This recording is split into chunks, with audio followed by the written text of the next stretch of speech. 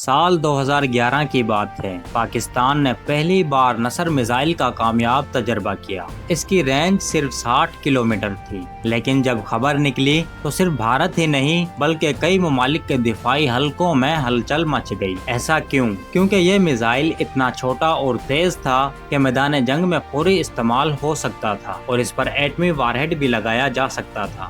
آج میں آپ کو پاک آرمی کے وہ 5 ہتھیار بتاؤں گا جو پاکستان آرمی کے پاس ہیں اور جن کی وجہ سے دشمن آج بھی سوچ سمجھ کر قدم اٹھاتا ہے۔ یہ کہانی صرف ہتھیاروں کی نہیں، یہ اس طاقت کی ہے جو خاموشی سے کام کرتی ہے۔ نمبر 1، نصر میزائل۔ اسے حتف 9 بھی کہا جاتا ہے۔ نصر میزائل کی رینج تقریباً 60 سے 70 کلومیٹر ہے، لیکن یہ چھوٹی رینج ہی اس کی اصل طاقت ہے۔ تصور کیجئے دشمن کی بڑی فوج سرحد کے قریب اکٹھی ہو رہی ہے، ٹینکس آگے بڑھ رہے ہیں۔ اس وقت نصر میزائل صرف چند منٹوں میں لانچ کیا جا سکتا ہے۔ موبائل ہے، چھپ کر رکھا جا سکتا ہے اور نشانہ بھی بہت درست لگاتا ہے۔ یہی وجہ ہے کہ جب پہلی بار اس کا کامیاب تجربہ ہوا تو تجزیہ کاروں نے کہا کہ یہ گیم چینجر ثابت ہو سکتا ہے، کیونکہ اب بڑی فوج کے ساتھ روایتی جنگ لڑنا اتنا آسان نہیں رہا۔ نصر وہ ہتھیار ہے جو دشمن کو سوچنے پر مجبور کر دیتا ہے۔ نمبر 2، شاہین 3۔ اب بات کرتے ہیں لمبی دوری کی۔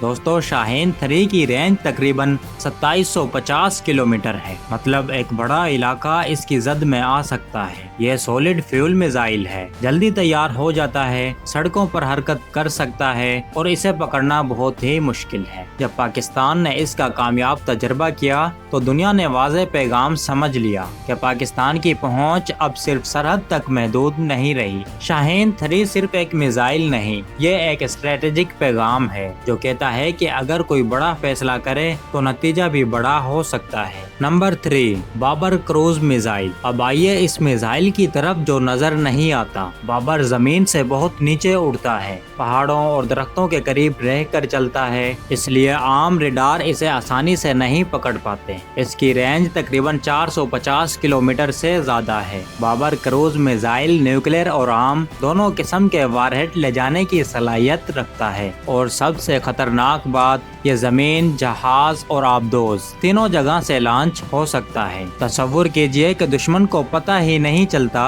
کہ حملہ کدھر سے ہو رہا ہے۔ یہی بابر کی اصل طاقت ہے، یہ چھپ کر آتا ہے اور نشانہ لگا کر غائب ہو جاتا ہے۔ Number 4، Haider tank. اب میدان جنگ کی بات کرتے ہیں۔ حیدر پاکستان کا جدید ترین مین بیٹل ٹینک ہے۔ 125 mm گن، جدید آرمر اور حرکت کرتے ہوئے فائر کرنے کی صلاحیت رکھتا ہے۔ پہلے الخالد آیا، پھر اس کی بہتر شکل حیدر۔ یہ صرف دفاع کے لیے نہیں بنایا گیا، یہ حملہ کرنے کے لیے بھی بھرپور تیار ہے۔ میدان میں جب ٹینک آمنے سامنے آتے ہیں تو جدید ٹیکنالوجی والا ٹینک فیصلہ کن ثابت ہوتا ہے۔ حیدر ٹینک اسی لیے خطرناک ہے کیونکہ یہ دشمن کے ٹینکوں کے مقابلے میں جدید صلاحیت رکھتا ہے۔ نمبر 5، فتح سیریز۔ یہ نیا اور تیزی سے بڑھتا ہوا نظام ہے۔ فتح 1، فتح 2 اور فتح 4 جیسے سسٹمز، کچھ کی رینج 140 کلومیٹر، کچھ کی 400 کلومیٹر اور کچھ کی اس سے بھی زیادہ۔ یہ پریسیجن اسٹرائک کے لیے بنائے گئے ہیں، یعنی نشانے درست لگاتے ہیں۔ اب پاکستان آرمی کے پاس نہ صرف بڑے میزائل ہیں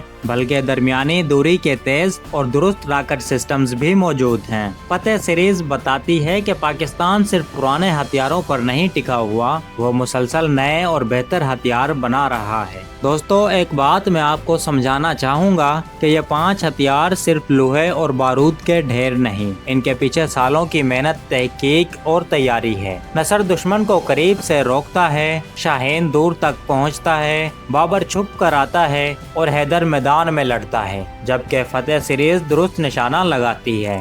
دوستو، یہ 5 ہتھیار مل کر ایک مکمل دفاعی ڈھال بناتے ہیں۔ تو بھائیو، یہ تھے پاکستان آرمی کے 5 خطرناک ترین ہتھیار جن کی وجہ سے دشمن آج بھی احتیاط سے قدم اٹھاتا ہے۔ دوستو، آپ کو ان سب میں سے کون سا ہتھیار سب سے زیادہ خطرناک لگا؟ ہمیں کمنٹ سیکشن میں ضرور بتائیے گا، اور اگر آپ اس طرح کی انٹرسٹنگ ویڈیوز دیکھنا چاہتے ہیں تو ہمارے چینل کو سبسکرائب کریں۔ ملتے ہیں نیکسٹ ویڈیو میں۔ اللہ حافظ۔